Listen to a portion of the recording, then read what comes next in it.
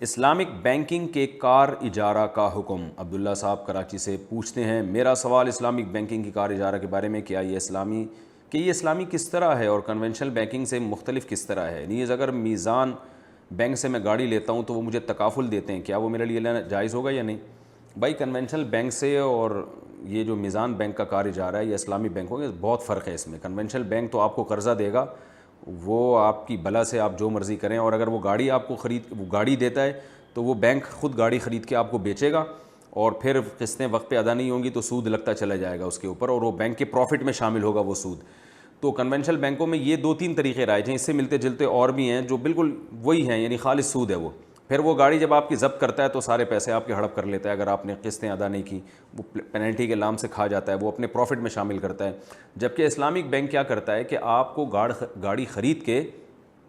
وہ مرابحتاً بیچ دیتا ہے، کیش پہ پیمنٹ کر کے گاڑی خریدتا ہے اور پھر آپ کو مہنگی کر کے بیچ دیتا ہے۔ یہ بالکل جائز ہے۔ مہنگی کر کے بیچنے کے بعد بعض دفعہ تو ایسا کرتا ہے کہ بیچتا نہیں ہے بلکہ گاڑی خریدنے کے بعد آپ کو رینٹ پہ دے دیتا ہے، تو وہ رینٹ آپ ادا کرتے رہتے ہیں اور ساتھ ساتھ گاڑی خریدتے بھی رہتے ہیں۔ گاڑی کے یونٹ مختلف کر دیے جاتے ہیں اور وہ یونٹ آپ جو ہے نا خریدتے رہتے ہیں کرائے کے ساتھ، اور اسی حد تک گاڑی کے مالک بنتے چلے جاتے ہیں، اور ساتھ ساتھ قسطیں پھر اسی حساب سے کم ہوتی چلی جاتی ہیں۔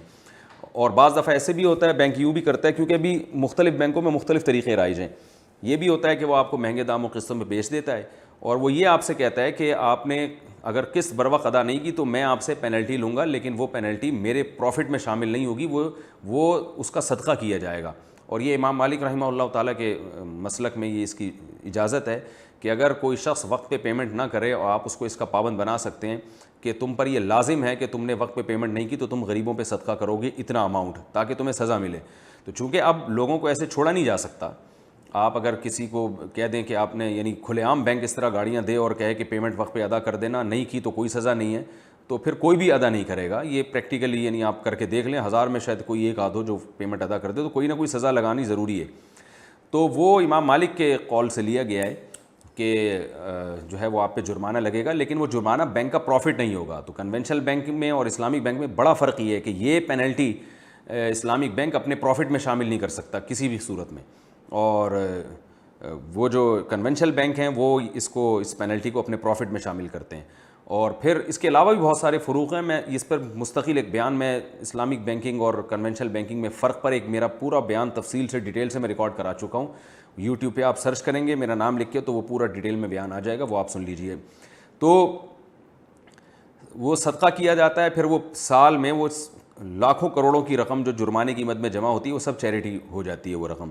تو وہ بینک کے پروفٹ میں شامل نہیں ہوتا۔ اچھا بھائی، کیا بلیک بورڈ سے حدیث مٹانا علامات قیامت ہے؟ اہلیہ قاسم گجرات سے پوچھتی ہیں، مدرسہ میں بورڈ کے اوپر چاک سے حدیث لکھتے ہیں اور بعد میں اسے مٹا دیتے ہیں، کیا یہ گناہ ہے؟ کیا یہ قیامت کی نشانی ہے؟ نہیں بھائی، جب حدیث لکھی ہے تو مٹائی بھی جا سکتی ہے، ظاہر ہے وہ وائٹ بورڈ تو اسی کام کے لیے کہ اس پہ طلبہ کو کچھ لکھ کے سمجھایا جائے، پھر اس کو مٹا دیا جائے، پھر کوئی دوسری چیز لکھ دی جائے، پھر مٹا دی جائے، پھر تیسری چیز لکھ دی جائے۔ اگر اس طرح سے مٹانا آپ حرام قرار دے دیں گے وہ تو وائٹ بورڈ پھر سارا، یعنی آپ پھر حدیث تو لکھ ہی نہیں سکتے۔ پھر یہ ہوگا کہ وہ وائٹ بورڈ جب بھر جائے گا حدیثوں سے دوسرا وائٹ بورڈ لا کے لگائیں گے آپ، پھر تیسرا لگائیں گے، تو وائٹ بورڈ کا بزنس تو دنیا میں بہت پھیل جائے گا، اس کے علاوہ مسلمان کسی اور کام کے نہیں رہیں گے۔ تہجد کا صحیح وقت کیا ہے؟ تہجد کے اوقات کے بارے میں تفصیل سے بتا دیں۔ یہاں 4 بجے فجر کی اذان ہوتی ہے، کیا ہم 3:30 بجے اٹھ کر تہجد پڑھ سکتے ہیں؟ کیا اس سے ہمیں تہجد کی فضیلت حاصل ہو جائے گی؟ سہرش کشمیر سے پوچھتی ہیں۔ تہجد کا جو وقت ہے نا وہ رات کا آخری حصہ بہتر وقت ہے،